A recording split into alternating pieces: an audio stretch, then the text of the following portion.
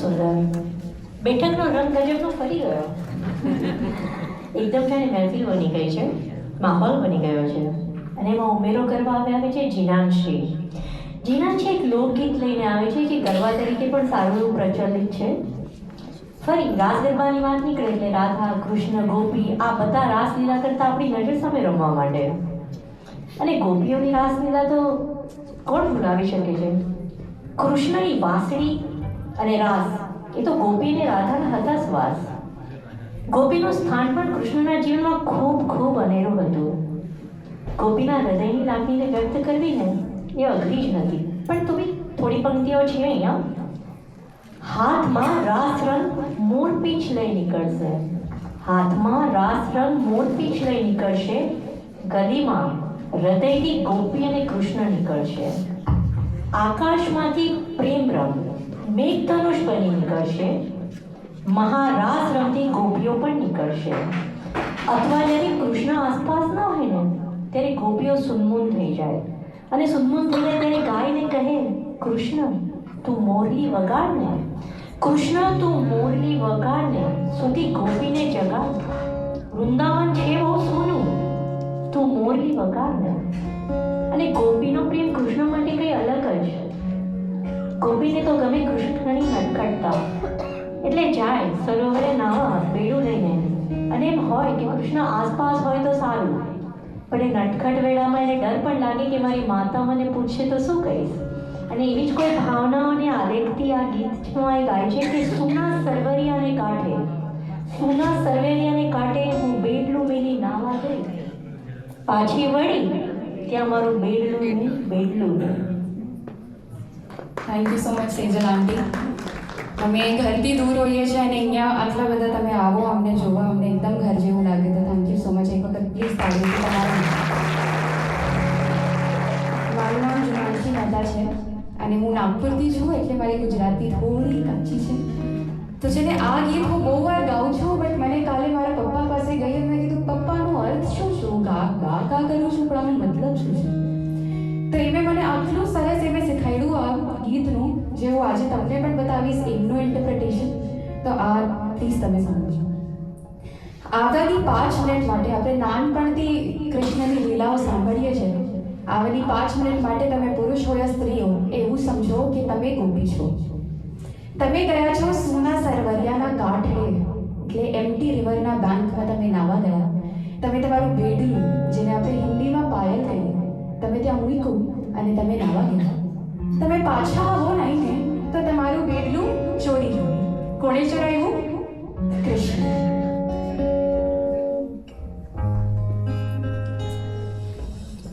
સુના સરવરિયાને કાંઠે હો બેડલું મેલી નાવા ગઈ, પાછી વળી ત્યારે બેડલું હે. સુના સરવરિયાને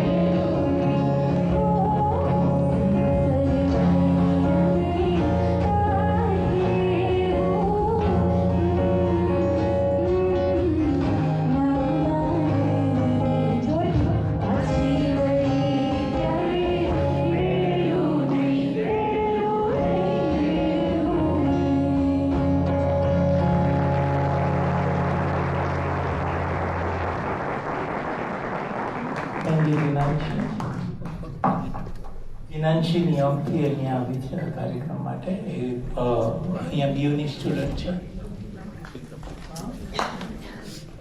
અને મારે માટે વધારે મોટું જોડાણ એ છે કે જીનાંશીના ફઈ એણે દીક્ષા લીધી છે નાગપુરમાં. આ પ્રણય જે છે ને, પ્રેમ, એ બહુ અદ્ભુત ચીજ છે. રજનીશ એવું કહેતા કે જ્યારે બીજો કોઈ વિચાર ના આવે ને તો એ સમાધિ. ને મને ઘણી વાર એવું લાગે છે કે પ્રણય એક એવી અવસ્થા છે ને કે જેમાં એ અવસ્થા તો આવી જ જાય છે જ્યારે બીજો કોઈ વિચાર ના આવે. એકમાત્ર વિચાર હોય તમારા પ્રેમીનો, તમારી પ્રેમિકા, તમારા પ્રેમનો. એક બહુ અદ્ભુત પ્રસંગ ક્યાંય સાંભળેલો કે એકવાર મહેરુનિસા એક રાજકુમારી છે. મહેરુનિસાનો પતિ વર્ષો પછી યુદ્ધ કરીને પાછો આવે છે. યુદ્ધ કરીને પાછો આવે છે ને મહેરુનિસા મહેલના 7મે માળે બેઠી છે. મહેલના 7મે માળે કોઈ એને ખબર આપે છે કે હસન પાછો આવ્યો છે. મહેરુનિસા દોડતી દોડતી દોડતી દોડતી નીચે આવે છે. નીચે એક મૌલવી સાહેબ ચાદર પાથરીને પ્રાર્થના કરી રહ્યા છે. મહેરુનિસાને કોઈ શાન નથી, કોઈ ભાન નથી. એનો હસન પાછો આવ્યો છે એનાથી વધારે અગત્યનું શું હોય? મહેરુનિસા ભાગતી ભાગતી પસાર થઈ જાય છે અને જે મૌલવી સાહેબે ચાદર પાથરી છે ને એ ચાદર પરથી મહેરુનિસાનો પગ પડે છે ચાદર પર. ચાદર ફેરાઈ જાય છે. મહેરુનિસા બહાર નીકળી જાય છે હસનને મળવા માટે. કારણ કે એને ખબર છે કે એક પળ જો ચૂકી ગઈ ને તો હસન એના મહેલમાં જતો રહેશે. એ બધા રાજાઓ, કેટલી રાણીઓ એ ખબર નહીં. એ મને છે ને એક વાત છે, આ બધા જે લોકોને ઘણી બધી રાણી હતી ને એ લોકો મહાન હતા એવું મેં સ્વીકારી લીધું. અને એનું કારણ એ છે કે તમે સમજો છો, એકમાં જો તમે આપતા હો તો પણ ખબર નહીં એ બધી રાણીઓ એકબીજા સાથે ઝઘડવામાં પોતાની એનર્જી વાપરતી, આપણને શું ખબર.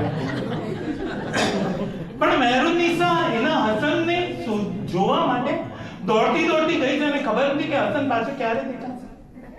એટલે મહેરુનિસા દોડતી દોડતી ગઈ છે, પેલી ચાદરને આખી ચાદર પરથી પગ પાડી હસનને જુએ છે ને પાછી આવે છે. પાછી આવે છે ને ત્યારે પેલા મૌલવી સાહેબ કાળઝાળ ત્યાં ગુસ્સામાં બેઠા હોય છે कि राजकुमारी हो तो क्या हुआ, समझ में नहीं आता? यहाँ पे मैं अल्लाह की इबादत कर रहा हूँ, सामने चादर फैलाई है, तुम चादर कैसे चली? અને પહેલી વાર મહેરુનિસાના ચહેરા પર થોડી કન્ફ્યુઝન આવી. મહેરુનિસાએ मौलवी साहब ने कहा कि मौलवी साहब वो तो खाली मेरा खाविंद है, मेरा पति है, खाली इस जन्म का नाता है. हम लोग साल में एक बार मिलते हैं, हम रोज अल्लाह की दुआ करते हैं और वो तो अल्लाह ताला, तुम तो उसके साथ जुड़े होने चाहिए. अगर मेरे पति को मिलने जाते वक्त अगर मुझे चादर नहीं दिखती तो तुम परमात्मा की पूजा करते हो, अल्लाह की पूजा करते हो, उस वक्त तुम्हें मैं कैसे दिख रही? આપણી પૂજામાં આપણને કોઈ દેખાય છે? જો દેખાતો હોય ને તો પૂજા ક્યાંક અધૂરી છે. પણ આ પ્રેમી જ્યારે તમારાથી દૂર હોય ને કે તમારી નજીક બી હોય તો તમને એના ભણકારા થાય. આંખોમાં બેઠેલા ચાતક કહે છે મારું ચોમાસું ક્યાંક આસપાસ છે. એ આજુબાજુમાં હોય ને તમારી, તો મેઘબંધુ સાહેબ કહે છે કે તમારી આંખોમાં ચાતક ઉગે. આંખોમાં બેઠેલા ચાતક કહે છે મારું ચોમાસું ક્યાંક આસપાસ છે. ગાલો પર લજ્જાની લાલી ફૂટ્યાનું કોઈ કારણ પૂછે તો કહું ખાસ છે, મારું ચોમાસું ક્યાંક આસપાસ છે. એક પ્રિયતમા જ્યારે બેઠી હોય ને ક્યાંય બી એનો પતિ એની નજીક હોય કે દૂર હોય, એ પ્રિયતમાને એના બાલમના ભણકારા વાગે, એના શબ્દો સંભળાય. જો દૂર હોય ને તો એ શબ્દો એ વાગે. ઉંબરે ઉભી સાંભળું રે બોલ બાલમના, ઘરમાં સુધી સાંભળો રે બોલ. સોનાલી જોશી આવે છે. ગઈ વખતે મેં એનો પરિચય નહીં આપ્યો કારણ કે એ કોઈ બે જણા હતા. સોનાલી ખરેખર એકદમ એન્ટરપ્રાઇઝિંગ વ્યક્તિ છે. એનું સોનાલીનું જે NGO છે એણે ઇન્ડિયામાં ઘણા બધા લોકોને, લગભગ 12,000 લોકોને કોવિડના સમયમાં મદદ કરેલી. રાહત ફાઉન્ડેશન ખાલી ગીતો ગાય છે એવું નથી, એ લોકોના હૈયામાં ગીતોને ઉગાડે છે. સોનાલી દોશી.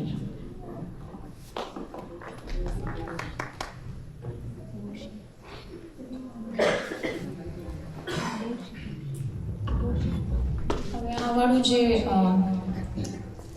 ગીત પેશ કરું છું તમારા સામે, મને મારતા નહીં.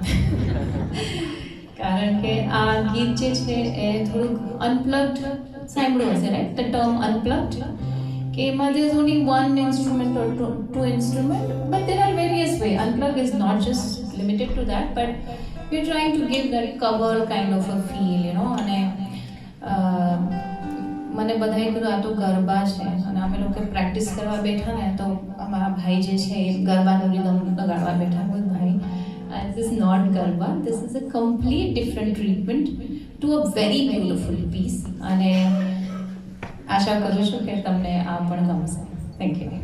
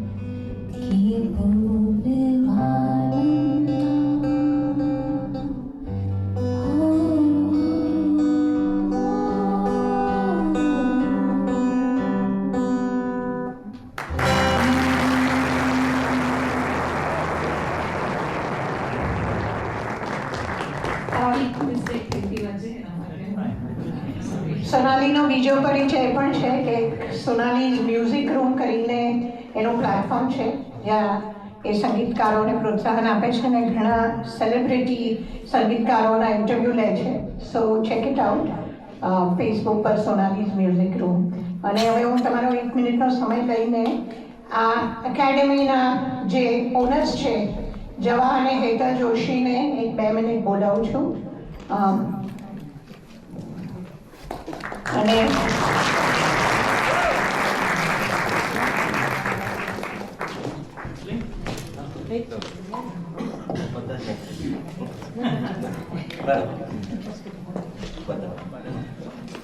Thank you. Welcome. Jai Shri Krishna, everybody. My name is